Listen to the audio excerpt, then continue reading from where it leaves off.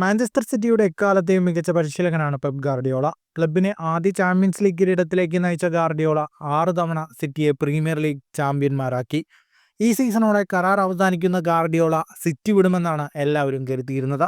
എന്നാൽ ഇപ്പോൾ സിറ്റിയുമായുള്ള കരാർ പുതുക്കിയിരിക്കുകയാണ് പെപ്. 2 വർഷത്തേക്ക് കരാർ പുതുക്കിയ പെപ് ഗാർഡിയോള 2027 വരെ ഇത്തിഹാദിലുണ്ടാവുമെന്നുറപ്പായി. അപ്രതീക്ഷിതമായി ഗാർഡിയോള കരാർ പുതുക്കാനുള്ള കാരണം എന്തെന്ന് തിരയുകയാണ് ഫുട്ബോൾ ലോകം. ഇതിനുള്ള ഉത്തരം ഗാർഡിയോള തന്നെ നൽകിയിരിക്കുകയാണ്. ഇപ്പോൾ സിറ്റി വിടണമെന്ന് നേരത്തെ തന്നെ ചിന്തിച്ചിരുന്നു. എന്നാൽ അത്തരമൊരു ആലോചന ഇപ്പോഴില്ല. ഈ സീസണിലെ 4 തോൽവി തീരുമാനം മാറ്റുന്നതിൽ നിർണായകമായിട്ടുണ്ട്.